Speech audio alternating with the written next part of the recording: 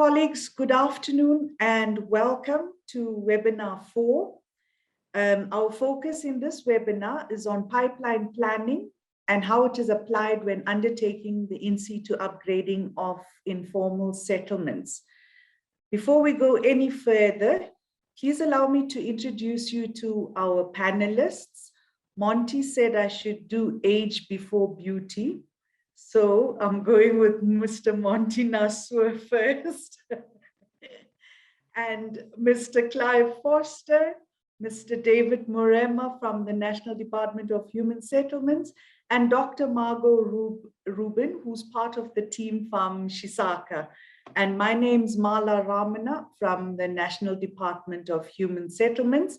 And we are your panelists for today, and we'll be fielding as much questions and responses as we can in the allocated time. Colleagues, by way of rules for engagement, you know, this is a new territory for all of us since COVID. We have a Q&A box at the bottom of your screen. If you have any input, conversations, or any questions you need answered, please put them in the Q&A section. And as we go along, we will attend to answering some of them. However, we will have a session at the end to answer all the questions. Next slide, please, Clive. Colleagues, by way of introduction, in terms of in-situ upgrading, we know that approximately 1.3 million households, or 8.2% of all households in South Africa, live in informal settlements. And that's according to the Household Survey of 2017. While informal settlements provide a place to live for low-income households, the conditions are extremely poor and hazardous. For this reason, the in-situ upgrading of informal settlements is a key focus of government. This is to the extent that two strategic interventions have been established. The first is the Informal Settlement Upgrading Partnership Grant. And the second is that now we have a dedicated branch called the Informal Settlement Upgrading and Emergency Housing. The branch is led by acting DDG Dr. Zoleka Sokopo. The branch consists of 2 chief directorates and 1 directorate. The first chief directorate is Informal Settlement Upgrades, Implementation Support, Monitoring and Reporting. And the second chief directorate is the Informal Settlement Upgrades, Policy, Strategy and Plans. For now, NUSP is located within the chief directorate that deals with emergency housing and disaster relief.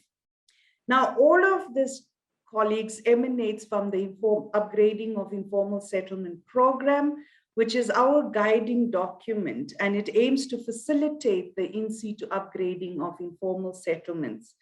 The National Upgrading Support Program was established in 2009 with the aim or mandate to strengthen the capacity of government and professional practitioners to implement UISP. Next slide, please, Clive. So, all the activities so far emanates from 2016 when we undertook, the NUSP team undertook a scoping exercise with workshops in all provinces and municipalities to understand the need for capacity development. In 2018, the NUSP Capacity Development Program was implemented, involving workshops for municipal and provincial officials, professional resource teams, community facilitators, and officials in the metros. Shisaka Development Management Services was appointed to undertake this work.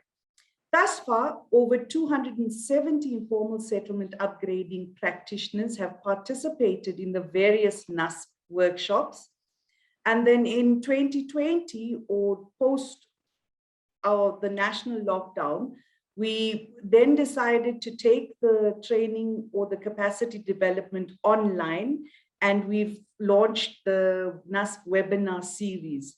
Webinar 1 dealt with tenure.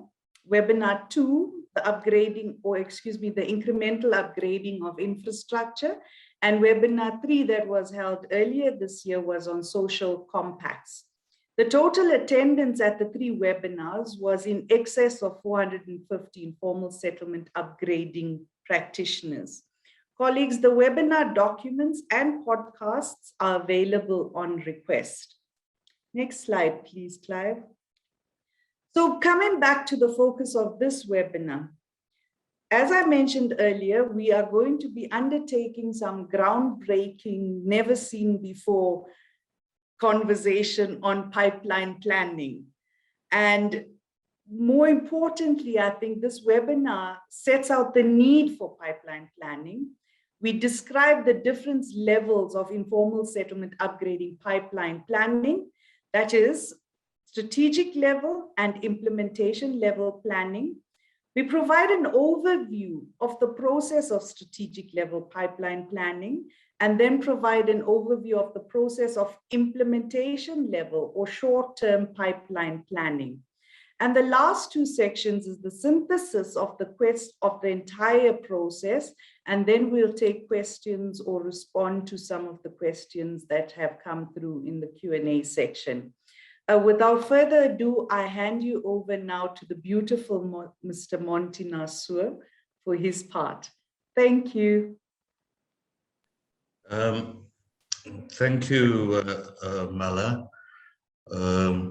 I think what we must just mention as well is all participants received a manual which provides a lot more detail on what we are going to discuss in today's webinar. What I'm going to start off with is to say that we have a problem statement, and for many of us who are colleagues in this area, you probably know this very well, but we think we need to be quite clear about how we're defining this problem. We know that informal settlements are numerous and growing. We're using some old numbers that are related to 1994 to 2017. I think it's quite important that we make the point is that there's been an upsurge in people occupying land in the post-COVID period. And some of those numbers are still being assembled and will be part of the discussion that we will have later on. We also know that metros and provinces have large numbers of informal settlements to deal with, particularly metros, and we give you some indication of the number of informal settlements in some of the metros in the country. We then look at what funding availability is and indicate how many years it would take to upgrade all existing informal settlements to full services, which is individual services and site tenure. And we've given you an example of all the metros, the number of households involved or of informally settled households, the ISUPG allocation in terms of DORA 21-22, and we're estimating that it will take 14 years to develop full services and site tenure. Next slide, please. Okay, what we're saying as well, and I think we must be quite clear about it, when we're talking about the upgrading of informal settlements, it's not purely an infrastructural issue.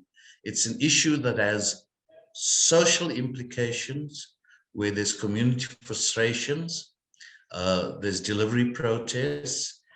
It has health implications in the sense that we know that waterborne diseases is very high in these informal settlements, and what you're also looking at is associated to it is infant mortality rates. Economically, we know that there tend to be pockets of unemployment. So we're saying it's not viable for a metro or a province to pick a few upgrading projects and focus on getting them to full services and tenure, whilst the rest of the informal settlements sit on the back burner or are waiting in a queue. And we're thinking this is one of the important issues that we need to address because of the principles related to whether you are talking of whether you're going to concentrate only on a few settlements or on more settlements. Next slide, please. So what do we need? And I think that becomes important.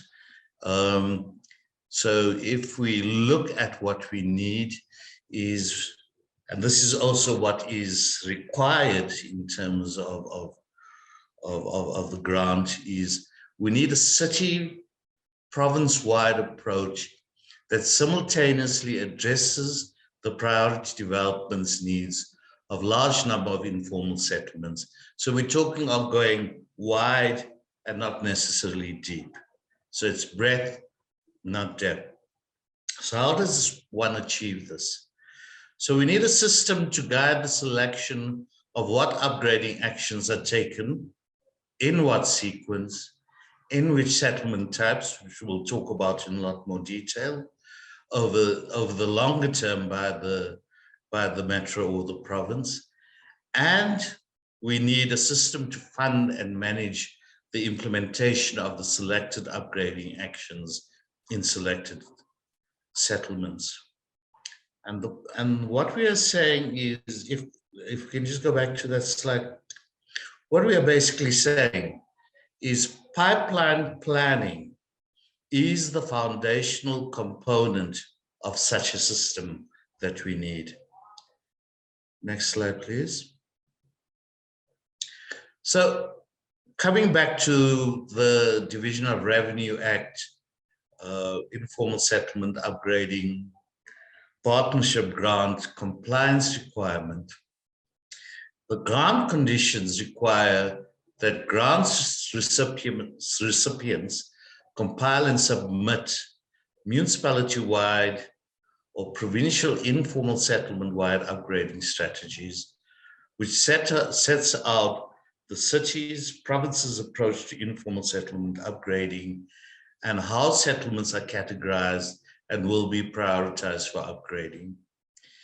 The second requirement is municipal provincial business plans covering all projects being addressed during the forthcoming year. This annual business plan template will be populated and is issued annually by the National Department of Human Settlements. For the recipients of this grant at this stage consists of the 9 provinces and the 8 metros. Okay, now what we would like to do is to provide you with some sense of the logic of the way this seminar will proceed. And as you will see from the following components, this is the kind of logic we're looking at. So the first requirement from the grant framework is that there should be an informal settlement upgrading strategy. And this must include, amongst others, people might want to do it in different ways, your mission, your vision, your objectives, what programs to achieve the mission, vision, and objectives, informal settlement lists and databases and information system. What are your institutional arrangements? Very often they are insufficient. What are your funding arrangements? And then what you need in place is a strategic pipeline planning and prioritization system. So this is your long-term strategic analysis, strategy, and planning framework. The next step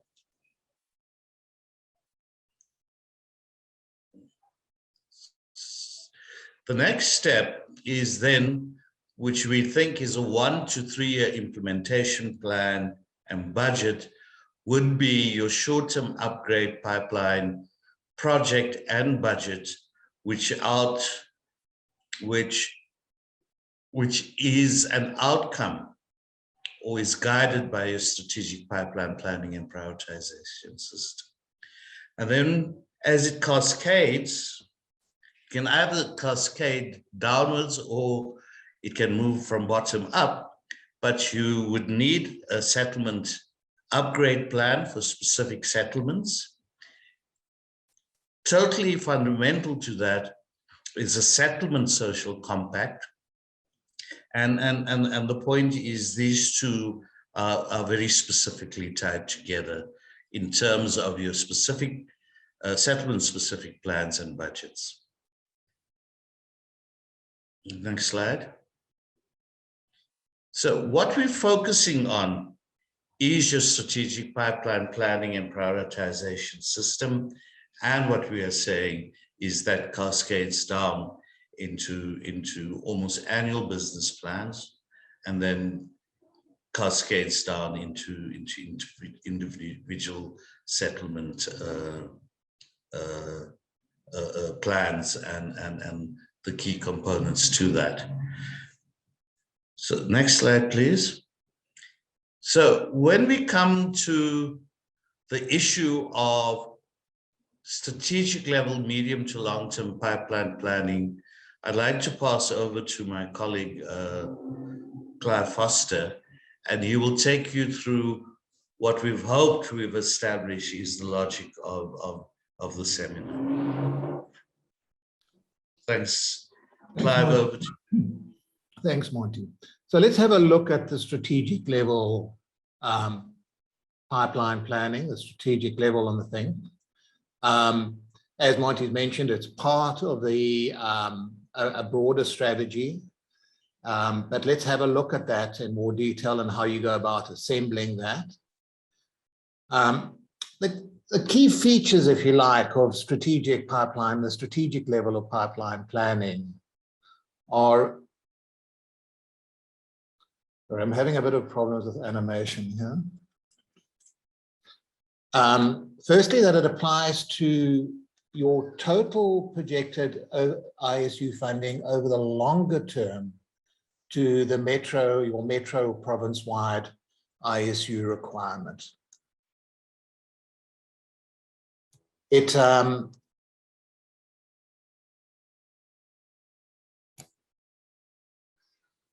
focuses on categories of settlements and not on the individual settlements. And it deals with stages or increments of development within the particular categories of settlements. And it tests strategic options for addressing your overall metro-wide or province-wide demand against your projections of how much of the funding you have available.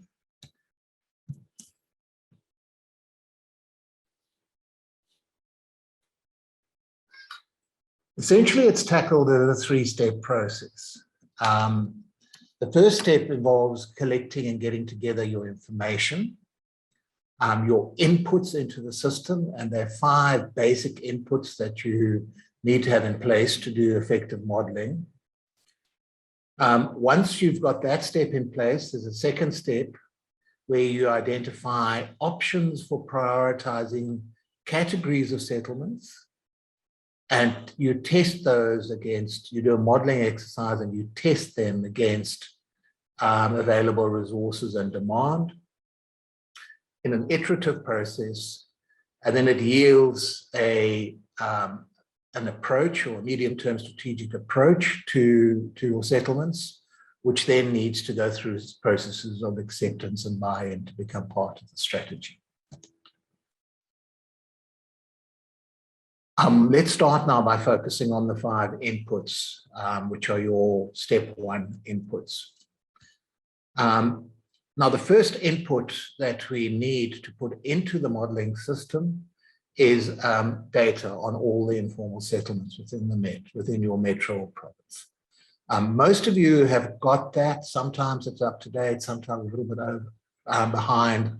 In many cases, it needs to be updated to take on board the the impact of COVID invasions. But broadly, your fields that you need to have within that database are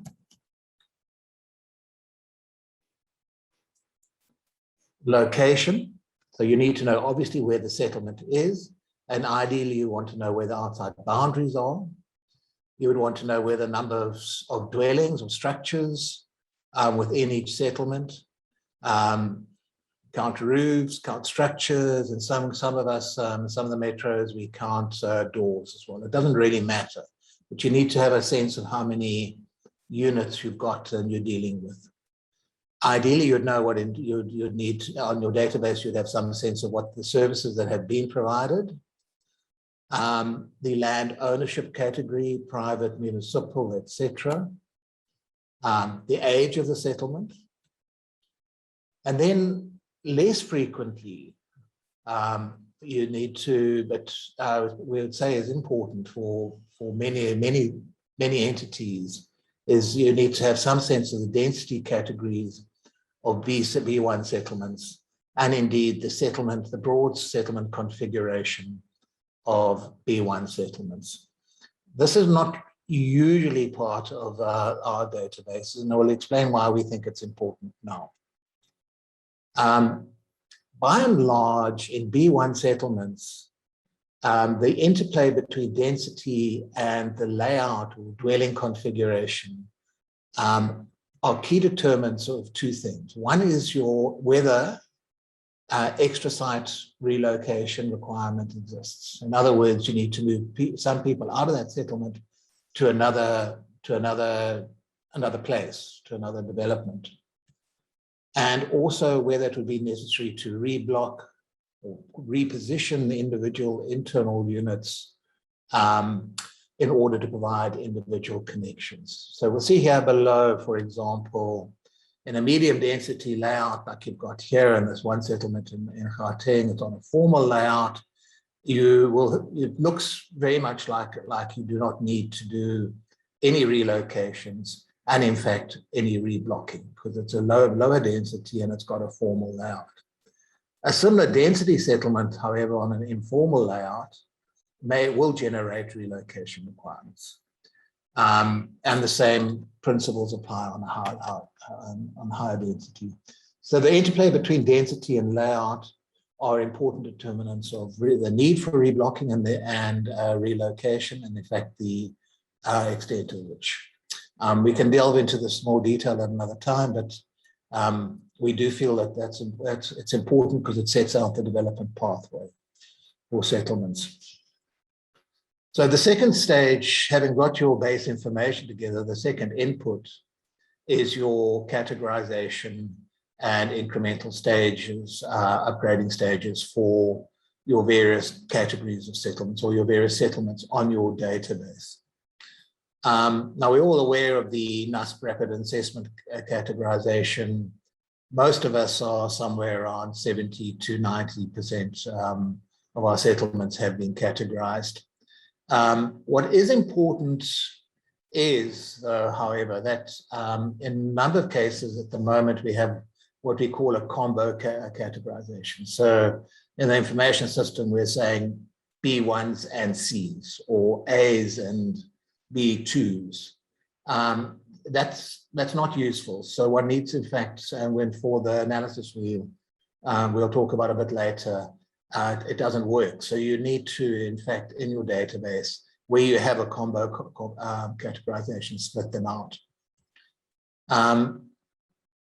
Now, B1 settlements generally across the metros and provinces constitute the majority of settlements.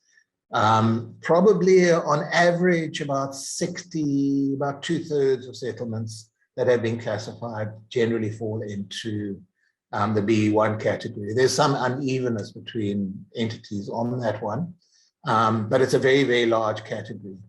And there's a wide range of categories within that. So it may be, and we're suggesting that in some cases it will be necessary to break down the B1 categories into a couple of subcategories. And we'll explain a bit more about that now. And the third step in the process, in input 2, is to identify the stages or incremental stages to be applied to each of the categories of settlements. So those of you who would have attended the tenure and the services webinar will have some background around the broad staging or increments that have been posited for both tenure and services in the different categories of settlements. We're all familiar with the various categories. The existing NUSP categories are pretty straightforward. Category A, there's some unevenness between entities and how you understand the various categories, but notwithstanding it, if it's applied consistently across your province or metro, it's not a major issue. But broadly, your category A's are those that can move rapidly to full site layout, full site demarcation, approval, and full services installation. Doesn't mean you have to go there straight away. If you don't, then you might want to do interim services. So category A is a 1 or 2 stage process. Category C, as we all know, there's an urgent need for relocation, and there is an available relocation destination. So in that case, it's a 1-stage process. If we think about it, it would be you've got a site, you organize a relocation site, get an agreement. Maybe it's an existing RDP project, maybe it's an existing greenfield site and service. You get an agreement to get a portion of those sites. You get your relocation agreements in place.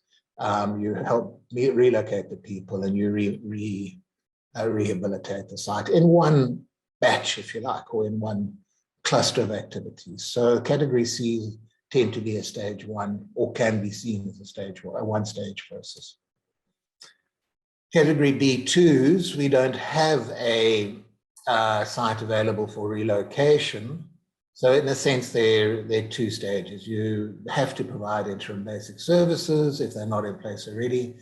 And then there's a whole activity associated with the identification, development of a relocation site, and the management of relocation. So it can be split into a 2-stage process. Now the B1s, as we've mentioned before, the site is viable for upgrading, suitable for permanent human occupation, but they're a series of, it's not ready to go to full services in the short term. So within those, it's possible to split them down into sub-stages or to subcategories, depending on the extent to which you need to identify and acquire extra site relocations opportunities, and the extent to which intra-site or on-site reblocking is required in order to enable full services. So in a sense, there are probably a minimum 3 subcategories of B1 settlements. There's one where, as you can see in the image on the right here, it's possible to, you don't need any relocations. The units are positioned in a way that you don't need any reblocking in order to provide individual services. So you could go about it in a 2-stage process. You could provide interim engineering services while you do the land rights acquisitions, get the approvals and the licenses you need, get the area rezoned and included in the planning system, generate the layout, and then once that's done, move it into stage to the construction and of services to each site and the provision of site demarcation and tenure. So in this kind of B1, it's a 2-step process. Where you require, in a second type would be where you do require external relocations in order to move forward. You see in this example over here, you might need to relocate 5 to 10% of the households to get the service runs in place. So it would make it a 3-step process. Interim basic services, get the land, do the layout, relocate or develop relocation opportunities and relocate to stage 2.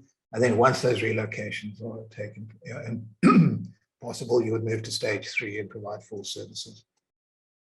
and site demarcation. Important to note that in all of these, it's possible to pause or to stop at each of these, at the end of each stage, before one moves to the next stage. The third category of B1s is one where you need both, and these tend to be the very high density settlements where you need both relocations and internal reblocking in order to get to services connection. And in that case, it could be a 3-stage process. 1, same as before, 2, same as before, relocations. But even with the relocations, you're still going to need to reblock inside the area to allow services connection. Our colleagues in Cape Town and the Western Cape also have a process where at stage 3, they put in what they call the super block or the frame, which provides services inside, and creates blocks of 30 to 50, 30 by 190 square meter blocks, and reblocking thereafter. And then only after the reblocking, the 4th stage. So we can see that different types of B1 settlements can follow different staging, and need to follow, in any case, a different staging. Once you've got the staging associated with the different categories of settlements, then it's a task of putting together the ballpark cost and duration of each of those stages that you've identified for your categories. You establish a generic cost. It doesn't have to be particularly accurate. It's more sort of indicative. You can draw that out of recent examples, or you can draw it out of the costings that you find in your informal settlement upgrading plans, or put them together yourselves together with the other engineering departments. And you would also need to establish a broad view of how long it would take to complete the stages that you've identified. Again, there's no need to get it down into high degrees of accuracy. You could do it either by a number of years, or in fact, number of half years is in order to do that. But you do need a sense of how long it takes to do each of those stages. You can pull all of that together into a simple table where you identify the stages associated with each activity, identify the duration in terms of number of years to complete that stage, and then your cost. And usually you would break your cost per household down, like they do in the subsidy quantum as well. So you would need to have the cost per household for your different categories and your different stages.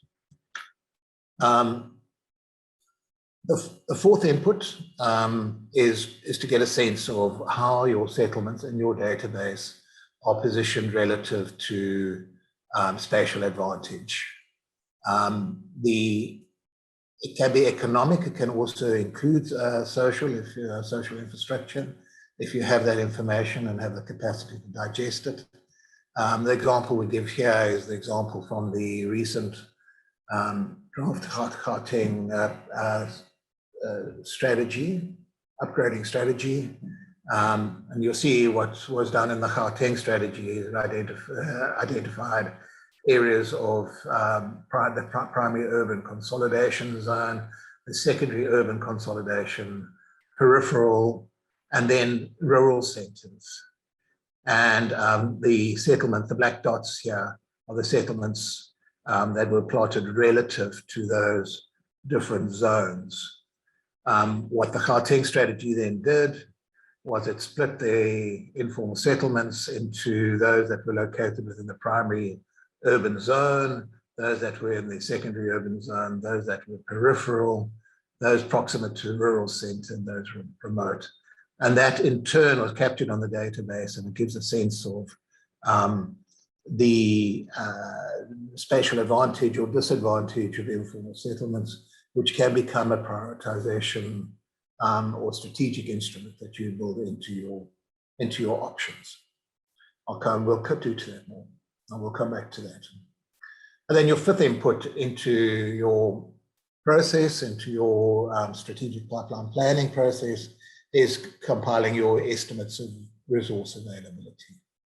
What you're really doing is just saying over the medium to longer term, because we know it's going to take the medium to longer term to deal with the backlog, what kinds of funds can we reasonably expect to have at hand to tackle the elephant that we need to eat? I mean, obviously it is the ISUPG is probably your primary instrument, but as a province or metro, you'll also need to take a stance on whether USDG in the case of metros, MEG in case of provinces, whether any of those funds can be used or would be used for internal services within the settlements. There's a latitude to do that. It doesn't have to only be used for bulk services. Whether there's any cross contribution between provinces and metros. So for example, in the Western Cape province is picking up some of the demand for informal settlements within the city of Cape Town.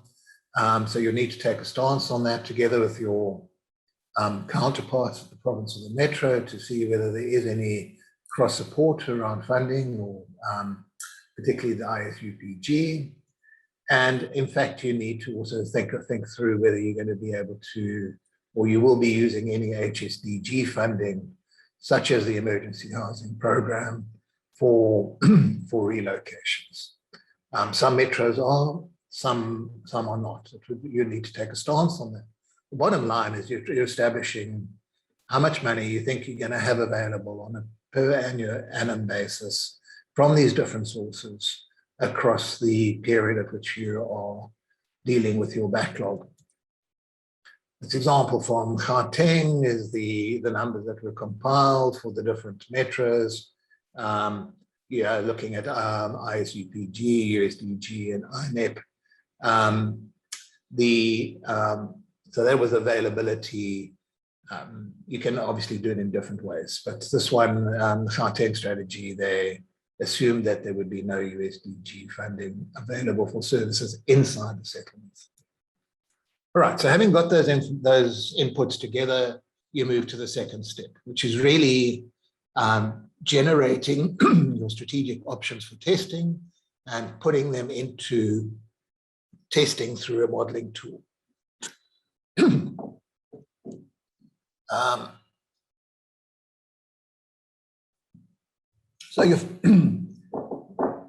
So looking at formulating your options for testing, you may well already have a base strategy as a province or a metro.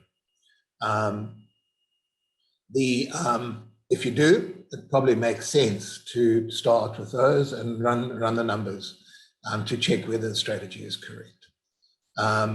So for example, some metros are focusing almost exclusively on category A's with emergency services to all the rest. You might want to run the numbers and see whether it's a plausible strategy. So if you've got something in place already, it makes sense to test it if you haven't already. Alternatively, then you start to formulate your game plan that you're going to test.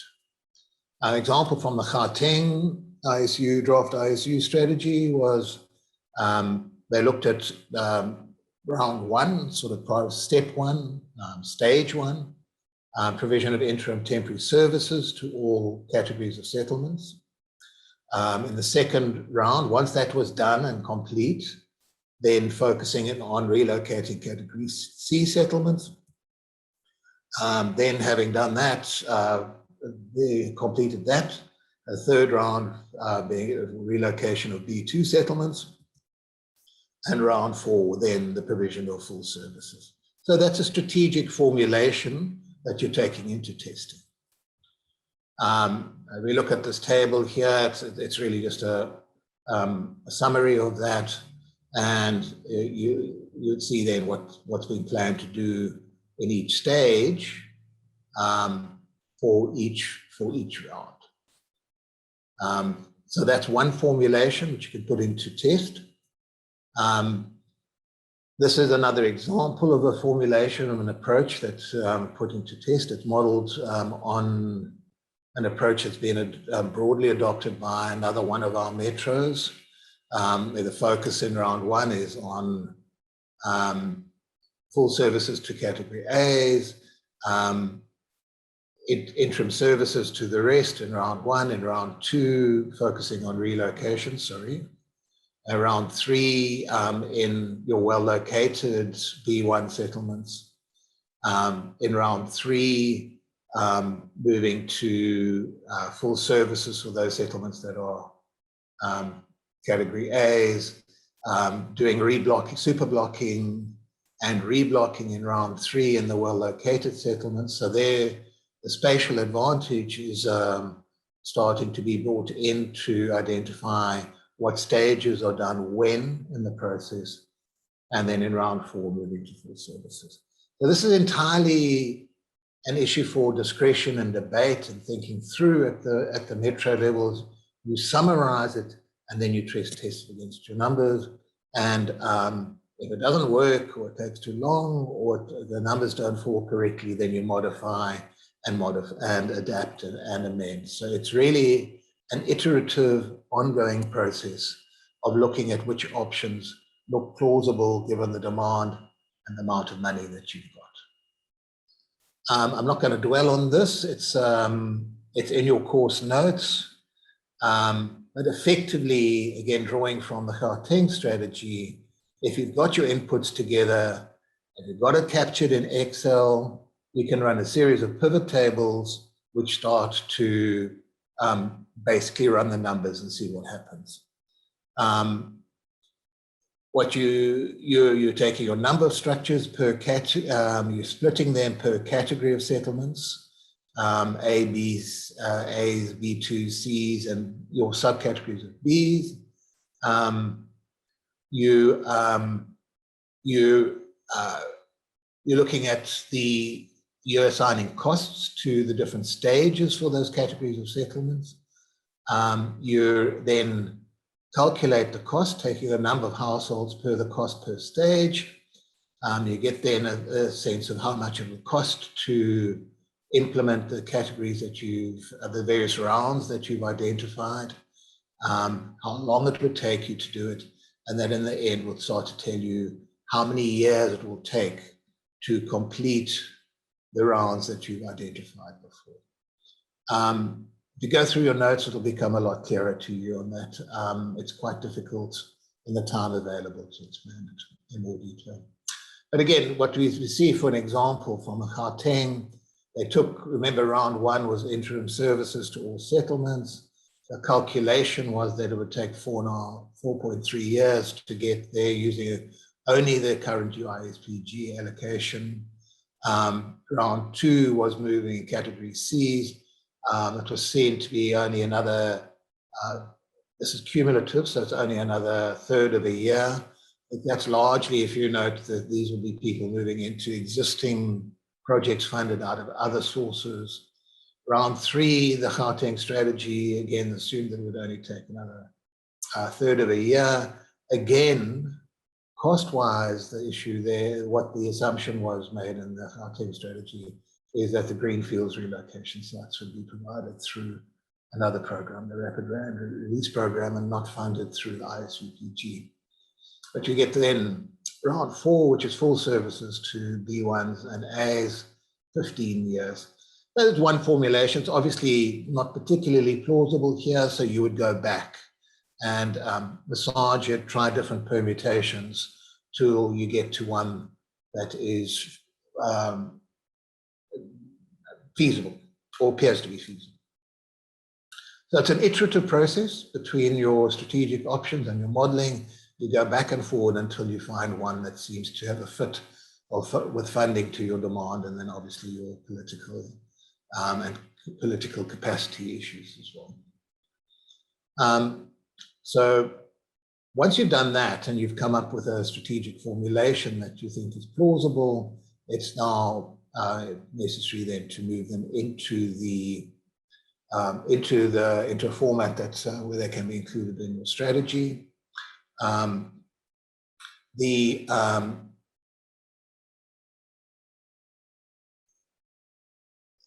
firstly, it's important to note that obviously when you're adopting a strategic model or a strategic pipeline, long-term pipeline, it involves a long-term commitment, and it needs to be tested and secure buy-in from a number of constituencies. It's no good if it sits just in the informal settlements department. So it needs management buy-in from across the entity as a whole, cross departments as well.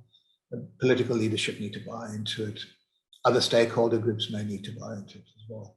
And then obviously national human settlements will also need to buy into it. When you're doing that, you may well find that saying, oh, it takes too long, you must try this, and why are we waiting? And you might need to run options again that are put up by the various constituencies that you're bringing into the process. It's also very important that you test, probably particularly with your line departments, whether the model that you're proposing, your strategic pipeline, is viable from an operations and maintenance cost perspective. A lot of, as we know, of the interim services can be quite expensive. So we need to check that with your line departments that pick up the tab for maintaining and operating. Again, that can then start to generate other options that they may want you to test. But once you've got the requisite buy-in, then it needs to form part of your provincial upgrading strategy, which, as Monty mentioned, is a requirement you're required to submit as part of your compliance with DORA. And yeah, basically then you put it in, and it's part of that, and it becomes a compliance fulfilling requirement for your province or your metro.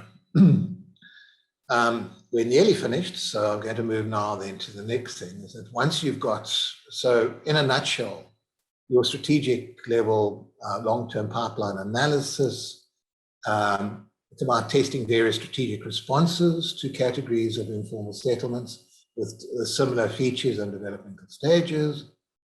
It involves making explicit decisions about what sets of development stages are applied and in what sequence within the different ISU categories.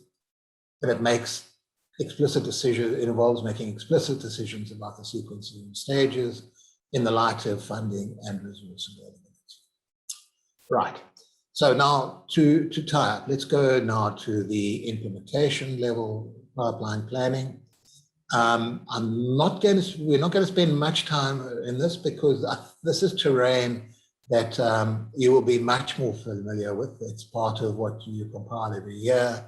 But let's have a fairly brief look at that. So short-term pipeline budget on a 1 to 3 year plan, and it is fed by the strategic pipeline plan. So let's have a look at this. Your short-term implementation pipeline planning translates your strategic pipeline planning into actions, implementation actions in selected settlements. So it starts now to get to actions and specific settlements. It's applied annually as an annually updated plan, although it's over a 1 to 3 year horizon. So you would note, for example, some of the stages we looked through earlier when we're looking staging runs over a 2 year period, for example. So it's more than a 1 year period. You may only submit the 1 year period for approval to national, but it's useful to have a look at the actual process, the program, the implementation program over the duration of the stage, which would be over from 1 to 3 years. It identifies the specific interventions to be applied in specific informal settlements and the budget requirements to implement the selected actions. Its purpose is to allocate the available annual funding to activities and settlements, and to define the annual budget and settlements work plan. So your input into the annual plan, annual business pipeline, Your short-term pipeline is your strategic pipeline, which will have identified your categories, stages, and the specific settlements are falling within that category and stage. In other words, those that are up for implementation within the round identified in your strategic plan. But the question then becomes, which settlements are selected for inclusion in your short-term plan? So you might have more settlements than can be accommodated in the short-term settlement upgrading plan. So which settlements come from the strategic into the upgrading pipeline, the short-term implementation pipeline? Well, first and foremost, your most important test is a test of readiness of feasibility of that settlement or that stage to be implemented in the settlement in question. So is it ready to be, is that stage able to be implemented in that settlement during that period? Now, one can compile assessment matrices, but the bottom line is that that assessment depends on the stage and what activities are associated with that stage. You need to answer that question by deriving criteria appropriate to that stage. But generally, you're going to be looking at issues like social feasibility, land, legal neighborhood, services, etc. And again, the services and tenure webinar go into the feasibility issue in a great deal of detail. What happens if you, even having applied the readiness tests, and if you like, filtered out settlements that are not yet ready for that stage, what happens if you're still oversubscribed, if you've got more settlements than there's available budget within that particular year? Well, in that case, then you would need to apply a prioritization filter. And there are different ways of doing it. Again, it's your call as a province or metro to go through to establish that. There are different ways of doing it. You can, or combinations thereof, you can look at services deficit, focus on those which are the most extreme deficits. You can look at age of settlements. You can prioritize well-located settlements. You can prioritize larger settlements, or some combo thereof. It's your call. What we have here on the right is an example from the Gauteng draft strategy, where they used a combo of size, location, and age. Remember, these are all fields that you have in your database, and you've assembled as input one into the process. All right, so I'm going to stop at that stage, and I'm sure to your relief, hand over to Monty to take us through the wrap. Monty. Thanks, Clive. It's a very difficult presentation because it deals to a large extent with very technical issues. I've also been watching some of the chat and the Q&A, and I think we'll have to pick up some of those questions in our question and answer session. So I'll go through the synthesis very quickly, and then let's get some discussion going. Okay, so I think what's quite important when one looks at trying to understand what the major issues are. So one, you've got legal constitutional requirements that government address their legal responsibilities for service provision across all settlements in need within available resources. Can't provide for a few while the rest wait without any delivery. So while there's a technical issue around it, there's also, and as we know, a lot of us that we're in local government election mode, it's also a political issue and is not politically viable.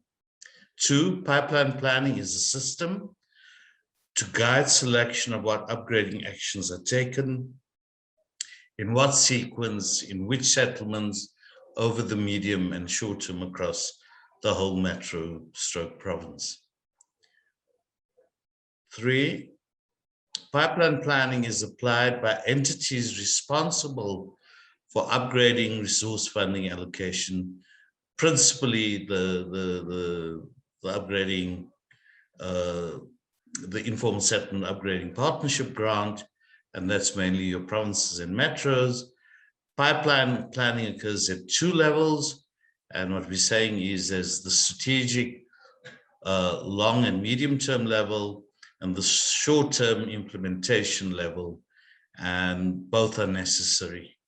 And then 5, strategic and long term pipeline planning is a component of a provincial metropolitan informal settlement upgrading strategy and management plan. Focuses on categories of settlements with similar development pathways, develops and tests different strategic and prioritization options for dealing with province, metros, informal settlement upgrading backlog, and once completed, feeds the short-term implementation plan.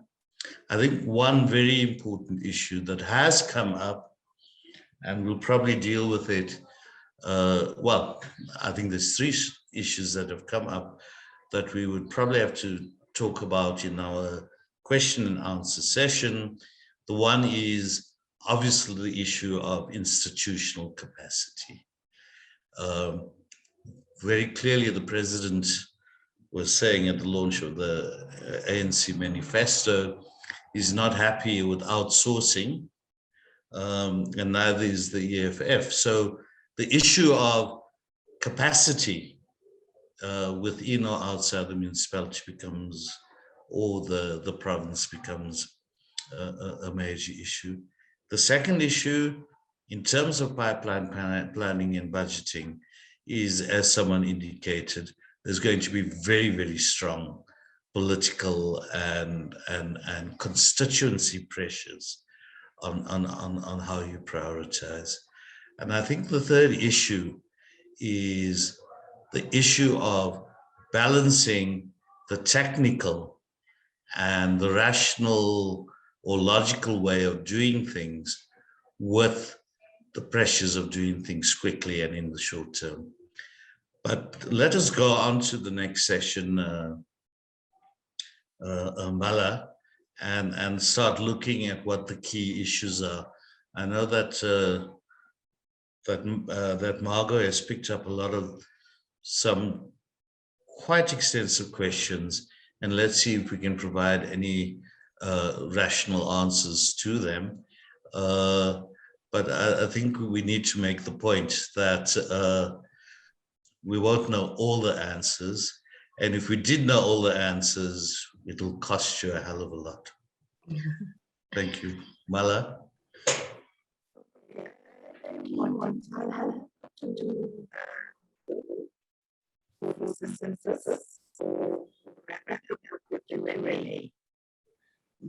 Mala, we have a problem with hearing you. You sound like you're a robot. Okay, I think I was muted. Okay, Monty, can we please hand over to Margot to respond to some of the questions, or am I misunderstanding you? Mala, there's still a problem. No problem. Let me just take it from there. I think you say that I should just can carry on. Okay. Thanks so much, everybody. That was a great presentation. There have been a number of questions that have come up in the Q&A. The first question that was asked is, what is a super blocking process? So I was wondering if Clive, Monty, David, Marla, one of you could just give us a short definition or description of what constitutes a super blocking process. Okay. In large settlements, where you've got a very large area. I'm trying to think about, there's an image I could use, but where you've got a large settlement, and you've only got infrastructure and access on the edge of the settlement.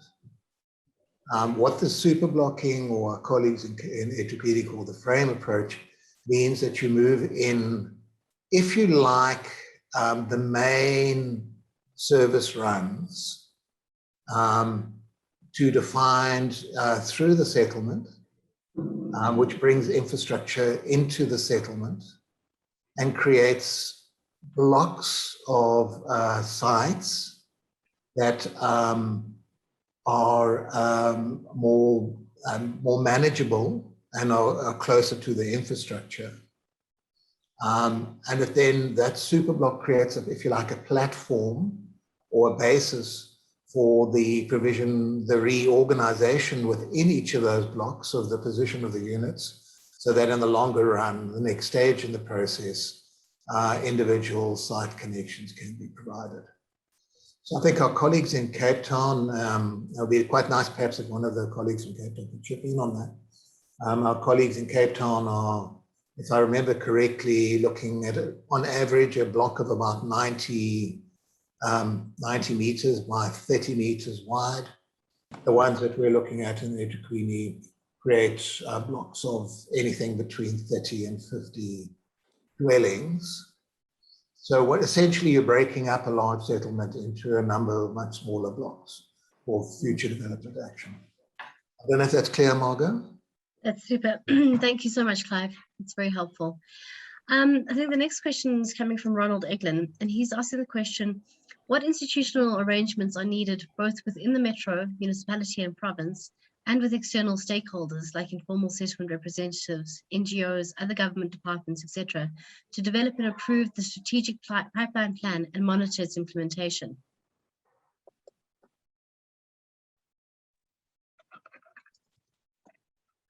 Can I respond to that, Margot?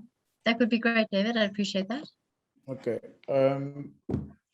The expectation is that from phase one activities, the result of those activities is an agreement between various stakeholders and the responsible municipalities in terms of developing the informal settlements. Now, in that agreement, a number of engagement parameters are established in a form of a social compact, which was part and parcel of our second, or if not the first webinar, that defines how the development of various informal settlements is going to be undertaken, take into consideration a number of inputs from stakeholders. Institutional and management arrangements are defined at that moment. Therefore, the assumption is that to get to the stage of the strategy, to get to the stage of defining a pipeline, you would have had already at a very early stage inputs from all those stakeholders. And in moving forward, many municipalities have sought to establish what they call interdepartmental coordinating, informal settlements coordinating platforms. And at the metro level, we are already encouraging the establishment of USP forums, which already exist at provincial level. So those are platforms established to ensure that there's inputs from various stakeholders at every step of the upgrading process. And certainly to get to a decision of pipeline planning, you will inevitably use those parameters of engagement. Thank you. Great, thank you, David. Does anyone want to add to what David said? No?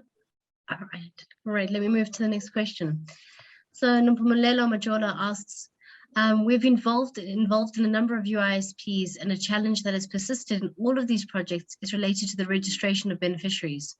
What is the department's stance on number one, the registration of unregistered, undocumented individuals, and number two, individuals who have already received similar benefits elsewhere in terms of providing secure tenure? Where do we draw the line between fulfilling a mandate to provide adequate housing to the residents of the settlement and ensuring that the process is rolled out in an equitable manner? Monty, do you want to have a go at that one? I think, and this is a classic case of passing the buck, I think we've got to go back to the housing code and to some of the provisions that have been outlined in various regulations. So I'm passing the buck on to David.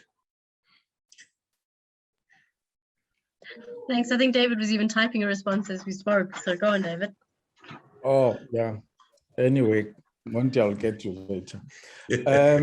Yeah, I was busy typing the response to Nompumelelo. There's two issues that Nompumelelo is raising. One, the registration of beneficiaries or identification of beneficiaries in informal settlements upgrading process, and who qualifies, who doesn't qualify. And when you look at when you refer back to the housing code, in the program of USP, everyone qualifies to be assisted in terms of that program from phase 1 up to phase 3. Meaning people that are already households in informal settlements, except for one category of person is the undocumented foreign nationals, but everyone else qualifies to be assisted, whether or not they've benefited previously in a subsidized project, whether or not Mr. Mrema earns 100,000 per month, they have to be assisted. And the registration of beneficiaries is not necessarily for qualification of RDP stands, because in an upgrading process, when we refer to sites towards phase 3, you're looking at a variety or a possibility of various tenure options that might be RDP housing, stands for rental, walk-ups for rental, social housing, bonded houses, as well as stands just for outright sale and ownership. So the upgrading process takes the form of an integrated development approach with multiple tenure options towards phase 3, and that you will be able to establish and determine very early between phase 1 and phase 3 as you do your socioeconomic survey, your household enumeration, and slowly you start getting a sense of what the circumstances is in that particular informal settlement, because there's no one size fits all in all of those. So every settlement has got a specific outcome to it. Thank you. But I think I need to add, because this is a question that comes up time and time again. I think the important thing is the approach of the last 24 years or so is we've almost created a system of delivering RDP houses. So we've got a system that says it's about RDP houses, and that one of your major issues and major costs sometimes is your beneficiary administration. The upgrading of informal settlements program from the very beginning was the exception to the rule until you reach, as David says, phase 3. Unless there's illegality involved, anybody who is resident there, who might not have qualified in terms of the RGP prescriptions, is provided for in the upgrading of informal settlements until you reach phase 3. And then you've got different options of how to deal with, say, a rich person like Clive Foster, where you're saying, no, you have to pay for your service site, or a very poor person like me, where you're going to give me a military veterans free house. So I think you've got to look at it until you reach phase 3, and then you might want to take different options in terms of how you take it forward. Super. Thanks, Monty. Thanks, David. Okay. Just Nompumelo's come back and she said, thank you, David. However, will that not create a situation where an individual will benefit twice or more than once from the state, thereby taking away from someone whose opportunity to receive that benefit? So she's asking an equity question, and I think it's quite an important one. Monty, I think you responded to at least some of this, but I think there's perhaps a particular question that she's asking. I don't know whether David or Monty, you want to come back on that? David, there you go. Yeah, I think what we actually saying is that a person doesn't necessarily benefit twice. If you have previously benefited from a state subsidized house, you would not get a state subsidized house in the future. unless it was an institutional subsidy, therefore you just have to go and deregister. Yeah. However, during the upgrading process, you do have the right to access services. You do have the right to access all other amenities that comes with an upgrading process, but also as part of the planning and upgrading process where tenure options are discussed and decided, you will also be considered for an appropriate benefit at that moment. So if you have qualified previously, you will therefore have an option to either buy a stand outright or rent a stand as part of the alternative options that are offered during phase 3 and phase 4. Yeah, I think what's important, if one understands almost the historical thing around RTP housing, it was very much, with 1 or 2 programs, it was very much aimed at a home ownership model where a house was given to a person. And I think a lot of those issues are related to what is the benefit. And I think David's very clear when he's saying home ownership was the benefit that you got. But if you're in the upgrading process, what one is looking at is the upgrading not only of a house, but the upgrading of a settlement. And within it, there is the issue of access to services. And the access to services isn't only about rights. The access to services is also about issues related to health. It's about issues related to employment. It's about issues related to access to amenities. There are 2 questions that seem to have come up following this discussion, both of which are about undocumented foreign nationals. And so Tsimpiwe Mabanja and Tulani Nkosi both are asking, what has been the experience in dealing with undocumented foreign nationals during the upgrading of informal settlements? And I think you've been answering to these questions to a large degree, but is there anything you'd like to add? We've had an engagement with the colleagues in the Free State. I saw Machala is also one of the participants, and they've really developed a good working model with the informal settlements upgrading processes, where as they upgrade and the identification of households and the qualification is defined much more clearer, they've also worked concurrently with the, what is that department that takes people to Lindela? Customs. So anyone who's in a country and is undocumented is technically an illegal immigrant. But people who are foreign nationals and have got documentation to be in this country, or they've got a certain status as refugees or asylum seekers, they qualify to be assisted. And that case was also decided at the High Court, where a number of people applied to have access to adequate housing, and the court found that even foreign nationals do have the right to access adequate housing in South Africa. So except for that one specific category of undocumented foreign nationals.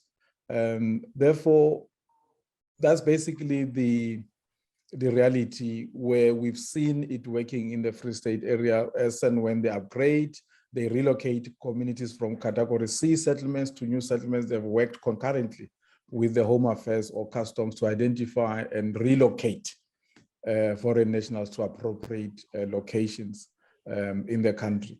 And I must say, it does appear to be a predominant factor in many informal settlements, but in reality, there isn't much, except for specific locations in the country, much undocumented foreign nationals in informal settlements. And that should not deter us from focusing on informal settlements upgrading, primarily because there's foreign national. Majority of people there that we have found through the household enumeration and the socio-economic survey are actual South Africans. So the reality is we can't deter from the fact that almost 80 to 90% of people in informal settlements are South Africans. Thank you, those are important points. Okay, I'd like to move on for a moment. So we've got 2 questions from somebody called the anonymous attendee. And they're asking, is there a possibility of empowering local vendors in supplying the type of building material that is accessible at community level to create a more standardized settlement structures, similarly to what is being done with building practices and structure design standards? So that's one question. I don't know if Clive, perhaps you want to respond to that?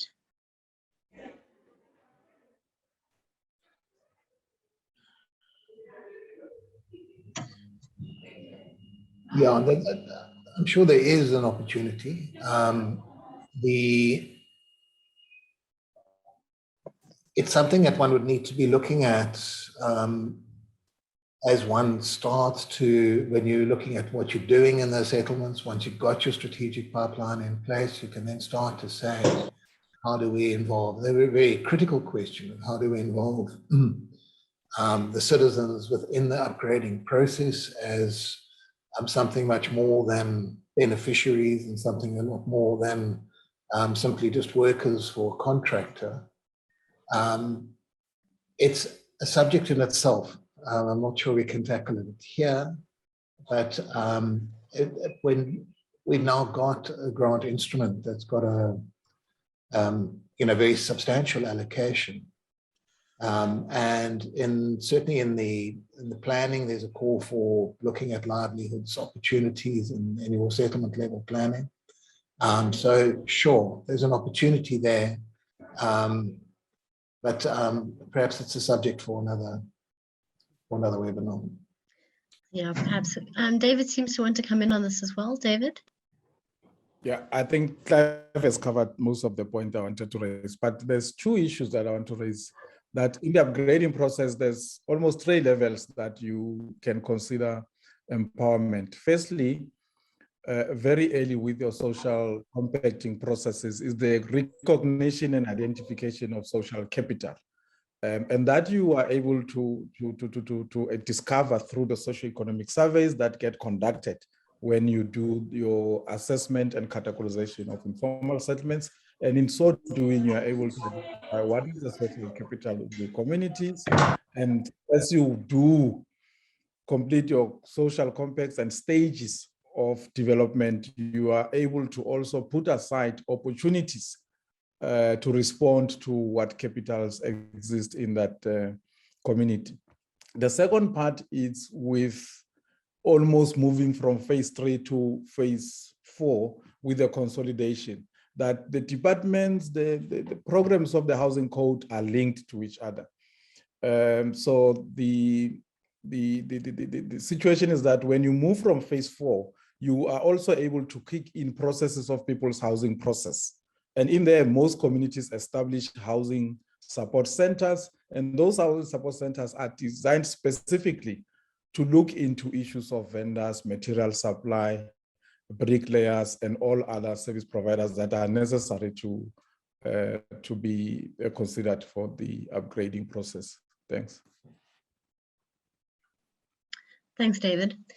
Then another question that's come through from Watsamai Mofokeng is the question, my concern is that in this program, we need to be innovative so that we do not compromise the quality of life. Proper urban design needs to be incorporated into the design concepts which will accommodate social and economic opportunities. Yet, yes, there's a challenge of space and communities not liking high densities, but we still need to motivate high density as more people could be accommodated in the strategic land and services. Government needs to make more money for these high densities so that good quality housing can be achieved. Needs to make more money available, I would imagine, for these high densities so that good quality housing could be achieved. So it seems that Watsamai is trying to balance between good urban design, or what is considered to be good urban design by so-called professionals, and the kinds of upgrading, informal settlement upgrading that happens on the ground, which may not always look as neat and tidy. So I think, how do we respond to that? That question of questions of density versus and urban design versus the kind of more organic growth and more organic kind of development that happens in informal settlement upgrades. Does anyone have a tackle on that? I just want to ask, is Mr. Matsumae an urban planner? I don't know, Mr. Mafogeng, but I would assume. Does anyone want to respond to his concern?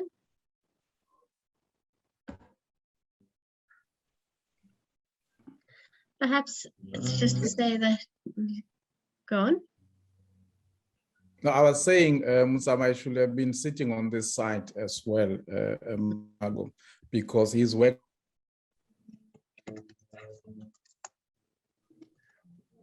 Sorry, David, we can't hear. Plans, so on and so forth. Oh, my internet is unstable. Can you hear me? Yes, now we can hear you. Please carry on. Yeah. No, I was saying Mots should have been part of the panelists. He's been working with us on a number of informal settlements upgrading, including the development of a number of plans. So my consideration of his point is really a contribution vis-a-vis a question, in the sense that I agree with him that there needs to be provision of more money, but in doing so, you don't only look at one source of a grant, you look at various and leverage various sources, INEP, NDPG, and all of that. And two, you also need to balance the space, the designs, and also available resources in the upgrading process. Hence, we always emphasize the fact that an outcome of every informal settlements upgrading process per settlement will differ from one settlement to the other, because you negotiate processes as you move forward. Hence, in many instances, norms and standards in the upgrading are suspended, taking into consideration that there's no one size fits all. Wise words. No one size fits all, absolutely. Just to go back, another question that's come through says that it is a fact that some metros and provinces simply don't have capacity to move at speed in the upgrading process. And without some form of outsourcing, this is even more challenging. How do we strike the balance? It says issues of institutional capacity. So I assume the question is, how do we strike a balance between institutional capacity and outsourcing for the skills and operating at speed? Whoever's asked that question, I'm afraid it's anonymous. If you want to correct me, you're very welcome to put your hand up and do so, or speak out. But I think, Clive, perhaps you want to try and address this question between striking a balance between getting external capacity and building institutional capacity.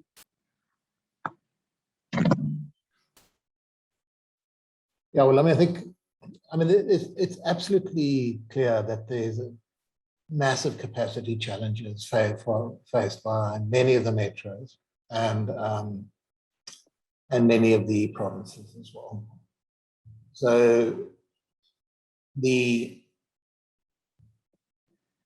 that's in part why the strategies that you're saying need to start to talk systematically about capacity.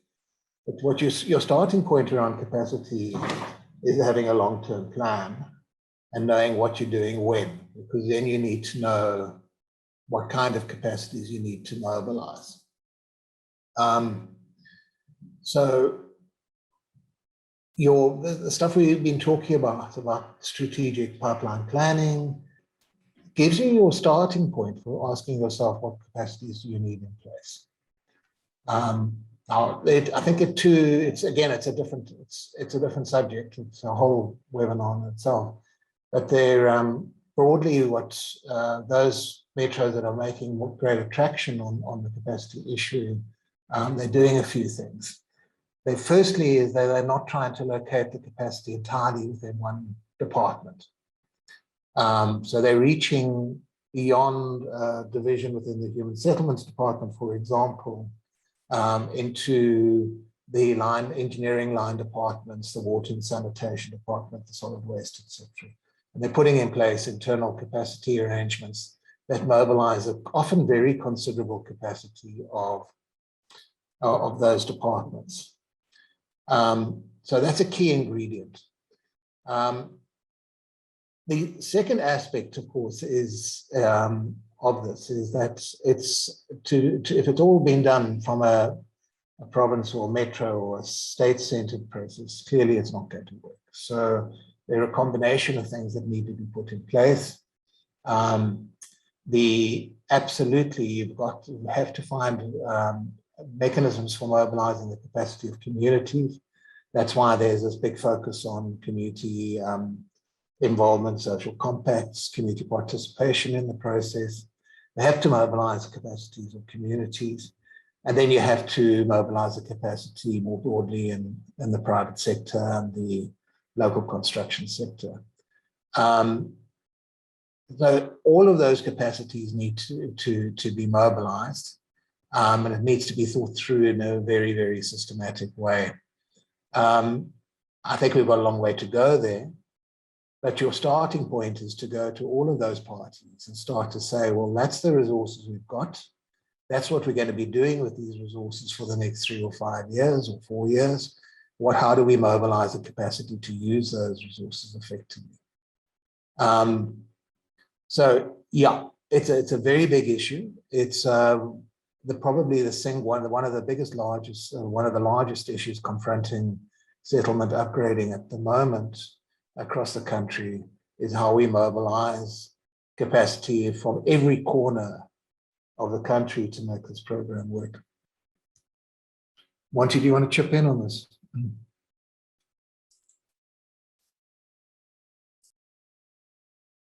I think it's quite important. I think we just had just before I came into this meeting, there was a meeting of mining companies and government officials from Northern Cape. And what was very, very clear is unless we're mobilizing whatever skills and resources both inside and outside of government, then we have some major problems. To simply say we need to capacitate government doesn't answer the question of the extent of the problem. I think the other issue, which is the other side of the coin, but government needs to have the capacity, if they're bringing in outside resources, to be able to manage that capacity, to manage that quality. So very often, there isn't the capacity within government. Outsourced resources are brought in, and if they produce rubbish, nobody knows that it is rubbish that they are producing. So I think there's two sides of that coin. Margot, I think one of the other issues that seems to be coming up in the question and answers, and I'm sure you're going to move us on to that, is the issue about funding for pipeline prioritization. And I think one of the issues I found very interesting is we've spent more time about who are beneficiaries than about the issues of how we manage the politics and the social dynamics of prioritization of pipelines. I think, do you want to address that right now and to think a little bit about those politics and to respond to what your experience has told you about managing those politics in both the state and in the communities? No, I'm not answering that. I'm just raising it as an issue. No problem. Okay, well then we've got two questions which are really asking about the funding. So Ronald Eglin has been asking, what advice do you have for how metros can coordinate the allocation of the ISUPG and the USDG funding to provide interim emergency services to people living in informal settlements? And also, what funding is available for metros and municipalities, provinces to develop a strategic level pipeline plan? So perhaps, I'm not sure who's best placed to answer that, perhaps David? The question from Ronald, let me just quickly read that again. The design of the grant is such that you immediately respond to the prevailing conditions in the specific informal settlements, obviously directed by the categorization. So per category of an informal settlements, you immediately know what are your interventions, whether to respond with emergency services, to respond with interim services. That is derived from the categorization. And how the grant is structured is such that you use those categorization and the upgrading plans to designate appropriate funding through the ISPG. It does, though, the grant does say you can still, in addition to what has been allocated to a municipality or province, take into consideration the fact that it might not be enough, still tap into USDG to further augment the grant for provision of services. that is interim and bulk connection, not only limited to services. Interim services, emergency services, and bulk connections. And in terms of services, you are also allowed to consider grid and off-grid services. So the grant is designed to respond immediately and directly to such a need of services. There was a second part to the question that Ronald asked. Sorry. Did I not answer all of that? No, you answered most of it. There was just a question around how you finance the pipeline. Sorry, let me just bring it up so in front of me. Okay. Bear with me 1 second. Said what funding is available for metros municipalities to develop a strategic level pipeline plan? That's the question. Okay. Remember, ordinarily, municipalities are expected to develop their human settlements development plans that are normally called housing chapters in the IDP. So annually, you make provision for your consulting fees and for your planning processes, and through your operational budget, such development of such documents and plans gets incorporated there. So what we're simply saying is that over and above the development of ordinary strategies, go a little bit further and have a pipeline at a strategic level and an informal settlement level. That's the first part. Secondly, the grant again makes provision for municipalities and provinces to produce the municipal-wide informal settlements upgrading strategies, which must in itself have the management plan and the pipeline. So provinces and metros can make an allocation for development of such plans as part of their application for grant funding. So there's quite a few permutations that municipalities can use. But firstly, there is ordinarily budgets for consulting fees and development of such documents. And what is being recommended, it's municipalities and provinces required to go a little bit deeper in terms of how they unpack and produce the documents with tangible and implementable plans. Great, thanks, David. That's a very comprehensive answer. I'm going to move on to a question by Nigel Nitus, just because we haven't had a question from him yet, and it says a lot of grant funding is spent on hard infrastructure on the premise that we will have enough funding to meet the needs of all the residents. Infrastructure and top structure. Is government thinking of shifting the emphasis even just partly to skills development so that individuals have more product and less is spent on hidden costs? Is this a direction that the state is moving in at all? Not sure that who would be best placed to answer that? I thought Marla, but I'm not sure Marla's microphone is working. Marla, do you want to try? Hi, can you guys hear me? Yes, we can hear you perfectly. Fantastic. I'm not sure, did you hear the question? No, I just got in now. I was off all the time. Oh, shame. No problem.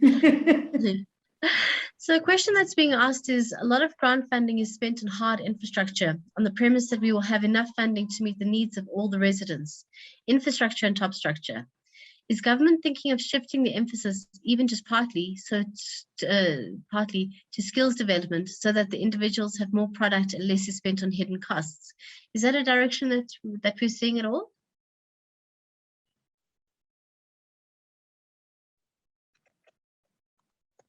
Oh, and Marla seems to have gone away again. Oh dear. Does somebody else want to try and pick that up? Go on, David. That could be fantastic.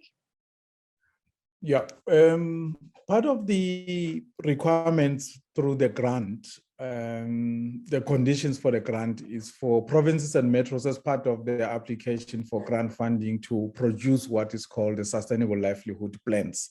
Now, when you look at the objectives of the policy, is to deal with tenure, security, health and security, as well as empowerment. So that part is covered through the sustainable livelihood plans. And in the sustainable livelihood plans, you look at a variety of things, including skills development, empowerment, food security, early childhood, access to other amenities such as public open spaces, libraries, so on and so forth. However, in implementing what is contained in the Sustainable Livelihood Plans, consideration should be the coordination and the interdepartmental participation in the implementation of that, because a number of things are cross-departmental responsibilities, and as such, it is advisable that using the Sustainable Livelihood Plans as a basis, colleagues in the various departments of human settlement starts to coordinate and link up with other relevant departments such as social development, economic development, health and welfare,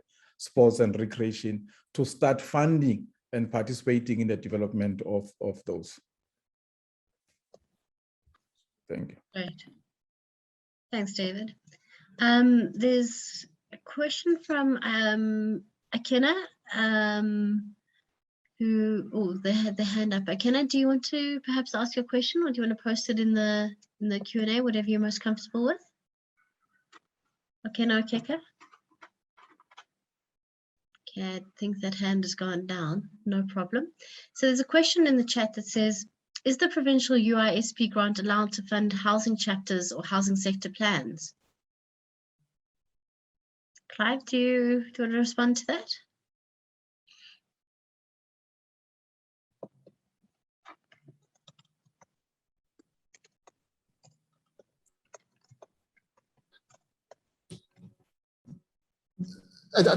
Firstly, it's not the UISP. I think the question will be referring to the ISUPG grant conditions.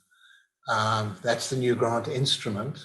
So the ISUP, the UISP is no longer a grant instrument; it's a code, part of the code. I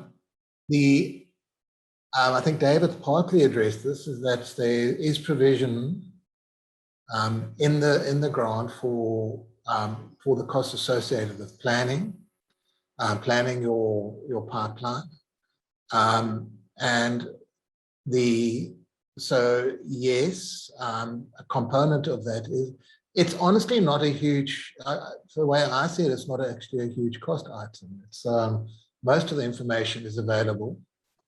Most of the process of that planning is already being done in one way or another. So it's not a massive cost consumptive issue. There's also, of course, a provision in terms of USDG for capacity to manage the USDG and allied programs. So you can use a portion of that as well. Most importantly, though, and I don't know if it applies to all the provinces and all the metros, but certainly some of the ones I've recently had contact with, there's actually masses of capacity sitting in the sections that were historically or are historically involved with the production of RDP projects, that top structure projects. The pipeline there has been reduced, as we know, because of the shifting of the subsidies. So metros are going to have to look hard or provinces and metros are going to need to look hard about redeploying capacity and personnel and funds that were used in the management of the RDP programs towards the new ISUPG. So I don't know, but David, maybe you can come in and just recap on your answer as well. Your previous answer. Thanks, Clive. The point is really whether or not, how do you want to use the grant vis-a-vis existing operational budgets at a municipality. Whilst there might be, or there is ways from which you can finance a production of a number of documents related to informal settlements upgrading through the grant, do you actually want to do that? If on an annual basis, the municipality is expected to update or develop its housing chapters through the IDP, what it is being introduced here, it's a much more focused housing chapter in the IDP that is inclusive of the informal settlement strategy as well as the pipeline plan. So it's really an extension and a deeper and a more focused a plan vis-a-vis the more generic and the more general documentation that we project. So it is not really a new thing that the municipalities are expected to do. It is basically a much more detailed and a focused way that is being recommended. And therefore the assumption is that in your annual budgeting of consulting fees or development of various plans, take into consideration the fact that you might need for this financial year to change your terms of reference to include a more programmatic informal settlement strategy that has the informal settlements management plan, as well as the strategic level pipeline, as well as the informal settlement specific.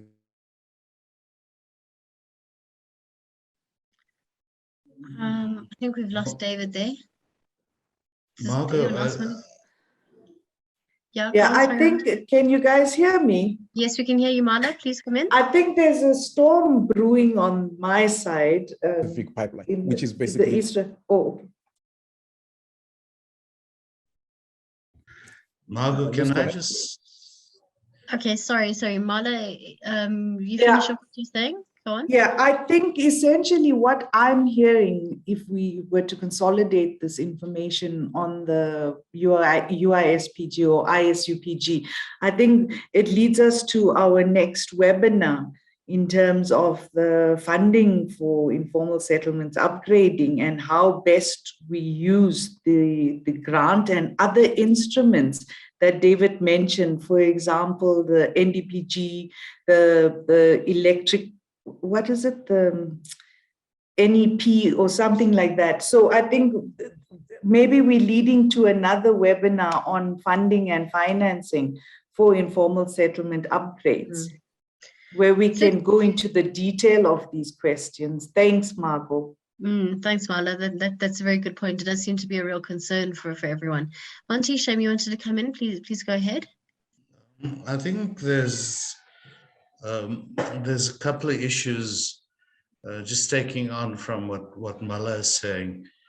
One of the key issues that Clive raises in the presentation is the issue of relocation. And we're now seeing relocation is not simply only related to categories B2 and C, but relocation is also starting to begin to emerge in very dense settlements. And there's a whole set of issues around identifying land, issues around that relocation, issues around who gets relocated, what is the level of services, etc., etc. And I think that that's one area that we haven't thought about too much since the initial announcements around the saying, oh, we're going to decant informal settlements because of COVID. And there were widely differing views around that. So I think there's one whole area of how does one link, how does one deal with the relocation issues, which leads on to another very, very important issue. And that is the whole issue around land assembly. How does that, can we get rapid land release? Because in many instances, even if you categorize as C, it's not about an imminent relocation. You wait years, you actually B2. So I think that's one issue. I think the other issue that seems to be coming up, and Margot, you might be in the best position to answer it, is the issue around the planning and SPLUMA. And some people are saying there's no provisions within SPLUMA for informal settlements. My understanding is very different.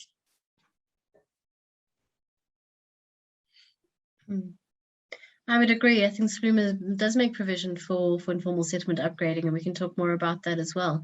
But I just want to move quickly to Ikena Akoke. You've been waiting for quite a long time and your hand has been up. Do you want to just ask your question to the panel? Thanks, Ikena. Thank you very much for the opportunity, and thanks for the wonderful presentation. My question is simple and clear, and is relating to issues of bulk infrastructure. What are the funding models that are there? And when I'm saying funding models that are there, we know that you have the MIG, your WIFI, your RBIC, and all of that. This is relating to municipalities that are not really mining towns. There are some provinces, especially with your rural provinces, where there are major issues of bulk infrastructure, and these are key to this upgrading that we're talking about. I think more emphasis must be on issues of your bulk infrastructure, because if you have those, then you're able to achieve all of this that we've been discussing. So I want a practical answer to these issues, because those funding models that are there, you might discover that at the end of the day, it becomes a problematic issue to even some municipalities. You speak to them about applying for what have they done with their MIG. They don't even, so it's a problem. There's a huge problem there. So we need to find a way to address those issues of bulk infrastructure, and perhaps a holistic approach to issues of bulk infrastructure must be a priority, to say this municipality requires so much in terms of so much megaliter, in terms of your treatment plant, in terms of bulk water, where is the source, and how do we get it to whichever settlement that we are talking about here. So I think that if we're able to address those issues, then we will start to excel in terms of upgrading our informal settlement. Thank you. Super. Thanks, Ikenna. Does anyone want to engage with this question of bulk infrastructure and bulk services? Monty, Clive, who would like to take that up? David, are you quite keen? Okay. Look, I might not give a specific answer to Ikenna, but can you guys hear me? Yes, we can hear you fine. Yes, we can. Okay, I'm very worried there. The first question we must ask ourselves, colleagues, is where does the USPG come from? It is not a new grant with a specific budget from somewhere. It was top sliced from the HSDG and the USDG. So it is money that was always there. The only difference with ISUPG is ring-fenced use. And it is ring-fenced, having realized that a number of grant funding, specifically USDG and HSDG, was focused on top structures. It was focused on bulk, roads construction, and all other mega projects, catalytic projects, and informal settlements in the whole value chain were suffering. And the intervention in informal settlements was limited to individual municipal operational budget to finance chemical toilets, sweeping, refuse removal. Not much investment was taking place. And as a result of that, to have a specific focus on upgrading and to direct municipalities and provinces to intervene in informal settlements, money was taken off those funding. So that's the first point I would like to raise. The second part, being specific, is that HSDG makes provision for 2% of the HSDG to be designated for bulk infrastructure in a province, and USDG is also supposed to be financing bulk infrastructure. So these grant fundings are not exclusive to each other. They are very related, and you can use those to also finance bulk infrastructure that is going to benefit, amongst other communities, informal settlements communities, which the ISPG will also cater for certain things.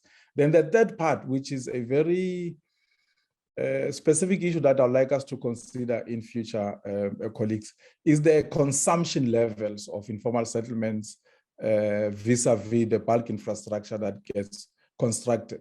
That in many instances, we are unable to intervene with various alternative service models because there is no infrastructure, whilst the grant makes provision for off-grid solutions. However, the 20 billion rands investment that we make for bulk actually covers 10% of the informal settlements in terms of its capacity. And maybe engineers may question this, but I have realized that for informal settlements communities, they also qualify as indigents. And for indigents, there's a limit in terms of how much water you use, 6 kiloliters and a specific watt for electricity. Therefore, who does that bulk benefit after we've taken all the money from the informal settlements to produce bulk? And what are other developments around the informal settlements that are coming? And why would we not take money from those private shopping centers and other developments to finance bulk infrastructure? So it's a debate that we need to really look into. Thank you.